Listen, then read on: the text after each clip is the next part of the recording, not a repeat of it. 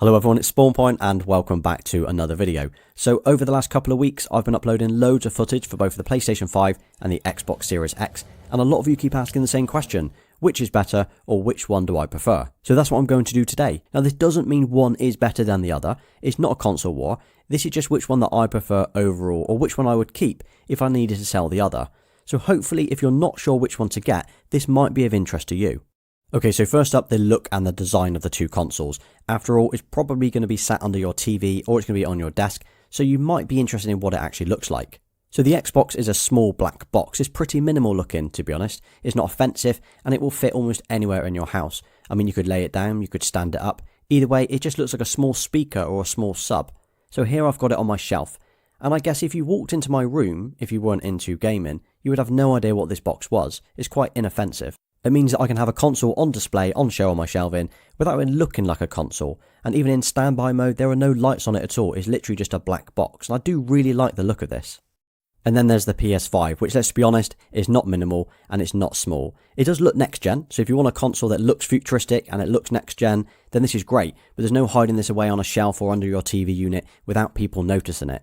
And as the memes would suggest, it does look like a router or an old Skybox. But it doesn't matter where you put it, it's pretty obvious what it is. So you can obviously stand it up or lay it flat, whichever option that you choose, you need to use the stand that's been included. But I do love the lights on the front of this, so whether it's in standby or in use, the lights on the front will change from orange to blue to white, which matches the controller. But yeah, so I do like the look of this console. It's obviously in your face, a lot more so than the Xbox is. So if you want a console that looks next gen, it's got to be the PS5. But if you're concerned about the looks, the style, the size, it's got to be the Xbox. I mean, that will fit in anywhere in your house. So next up, the controllers. So the Xbox controller, first of all, this has had a slight tweak to the previous gen, so it's probably 90% the same as the Xbox One controller that we're used to, but that's not a bad thing. I really liked the Xbox One controller. So they've added some extra grip to the buttons and the triggers, and it's good. I mean, don't get me wrong, but it's not really next gen. But as I say, it does feel familiar, and I like that. So if you're coming from an Xbox One, there's no worries here. You know how to use this controller. It kind of feels almost exactly the same. And the Xbox controller is awesome. I've always enjoyed using the asymmetrical look and the feel on the Xbox, especially during the 360 days, but obviously I understand that's not for everyone. And then there's the PlayStation controller, which is totally new. They've even renamed it from the DualShock controller, which we've known for 4 generations, to the DualSense. And this controller is next gen in both the look and the feel. Even down to the small details as you look around the controller, that you can see the PlayStation icons printed onto it, and it looks and feels great to hold as well. Then you've got the haptic feedback where the controller rumbles and vibrates, and this is as you move over different terrain. It's brilliant, it really, really is. So it's not the typical vibration that we're used to on controllers, this feels a lot more real. Then there's the adaptive triggers as well, and these are really good. So as you're pulling the triggers in, say, Call of Duty for example, the triggers actually adapt as the name suggests, giving that a little bit more resistance. And if you've not got a headset, you can still chat with your mates through the controller as it's got a built-in microphone and a speaker.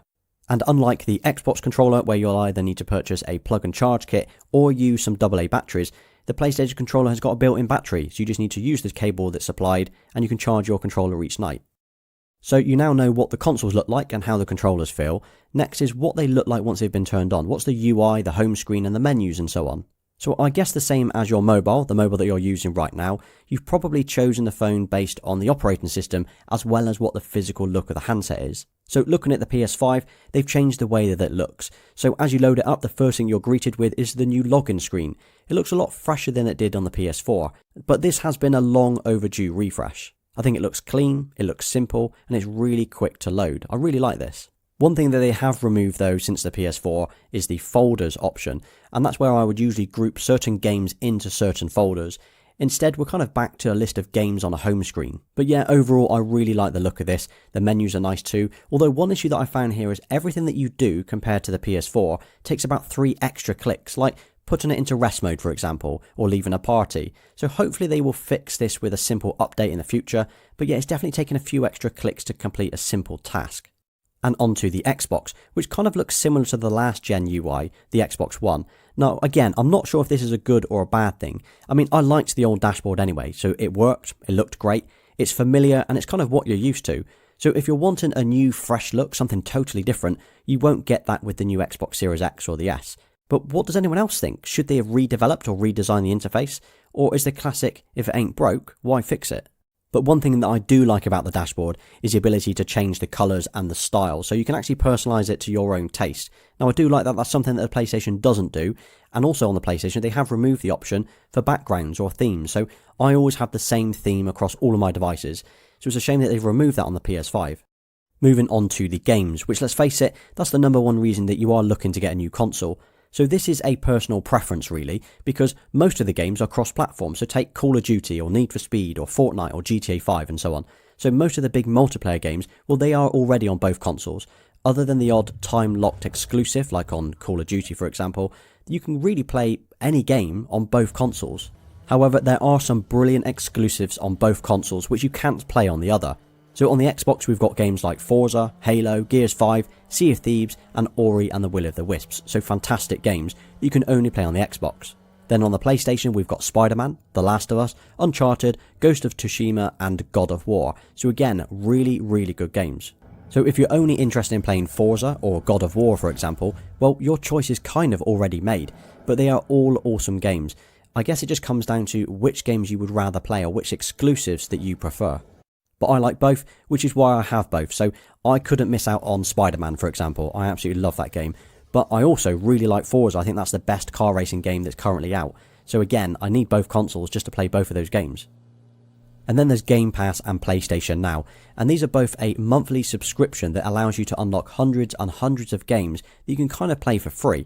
So Game Pass have also recently added EA Access, so this unlocks all of your Battlefields and your Need for Speed games and so on.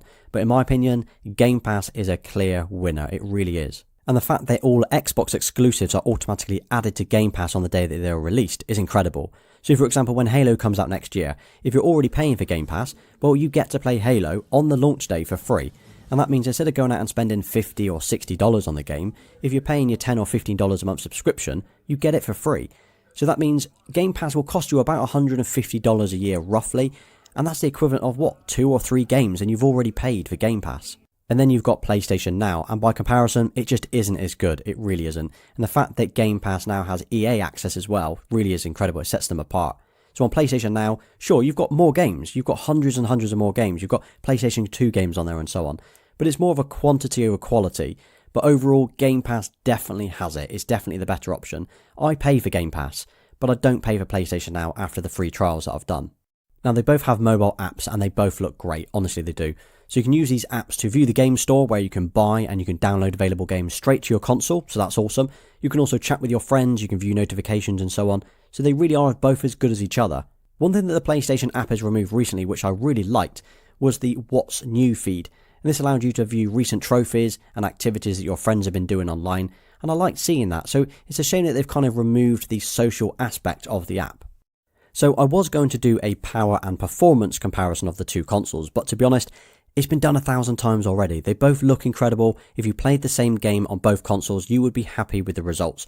Don't get hung up on those figures, pick it based on the other factors that I've covered so far today. So they are both really quick, they are both really silent, but there's one feature that the Xbox has over the PlayStation, and that's the quick resume. And this feature is huge. This really is a next-gen feature that both consoles should have, and I love it. The fact is, I even covered this in a separate video that I'm so impressed with it. So what it lets you do is it lets you jump between games without needing to really close them or quit and save. And you can actually jump straight between games rapidly as well. So you can go between Forza, for example, and Ori and the Will of the Wisps, and within 5 or 6 seconds you've closed one game down and you're now straight into the next game, and it will resume from exactly where you left it the last time that you quit the game. So yeah, this is a feature that Xbox wins hands down. It's a really useful feature. I'm really surprised the PlayStation doesn't have it. Maybe it's something they'll add in the future, but yep, Xbox definitely wins with this. Memory wise, the Xbox comes with a 1TB drive and the PlayStation comes with an 825GB drive. Pretty disappointing to be honest, especially going into next gen with less storage that I had on my previous PS4 Pro. Now, we will be able to expand these in the future, which won't be cheap. So at the moment, the Xbox, you're looking at about $250 for 1TB, while the PlayStation at the moment, well, there's no official options available if you want to play your PS5 games. But I would guess maybe a similar price, maybe $250 to $300 for a terabyte. So you can plug an SSD drive into your PS5, but at the moment that only supports your PS4 games, not your PS5 games. So another factor that so many asked about last week, which is quieter, and to be honest, they are both really quiet. If I had to say one, I would probably put it to the Xbox. I think the Xbox is a bit quieter, but only comparing it side by side, you can kind of notice a bit of a pitch difference when the fans are running. So this last point that I wanted to make is about your mates, about your online friends. So it doesn't matter what games are available, it doesn't matter how many teraflops your console has, or if it makes a beep when it boots up. If you play online with your mates, you're likely going to choose the console that you all play online with together. Okay, so the big question, the reason that you're still here, well hopefully some of you are still here, which is my favourite console? Which of the two would I pick? If I had to sell one, which is the one that I would definitely keep? Well, there's a few factors obviously, and I've covered all those today, but I would pick the PlayStation 5, the PS5. For me, it's a clear winner, but that doesn't mean that I dislike the Xbox. Let me make that very clear. I play both consoles. I've got both consoles. I've always played both the Xbox and the PlayStation throughout every generation. But I think the PlayStation is the better of the two this generation, in my opinion, because I think it's got the better controller. It's next gen, it's new, it's just better. So I think the controller alone could be a good enough reason to choose the PlayStation 5. I also think it's got better exclusive that I prefer playing. So take Spider-Man, Sackboy, God of War and The Last of Us. These aren't just the best games on PlayStation, I think these are the best games overall. It's also where my mates are, and as I mentioned before, the social aspect of gaming is really, really important. And finally, I just prefer it overall. I like the look. Okay, it looks different, it's not minimalist, it's not clean. You could argue it doesn't fit into my setup, but I do really like the look of it.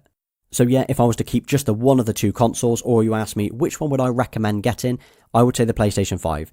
But you won't be disappointed with either console, you really wouldn't be. But I think the PS5 is the better choice. But I will be keeping both, as I keep saying, I am keeping and I am playing on both consoles.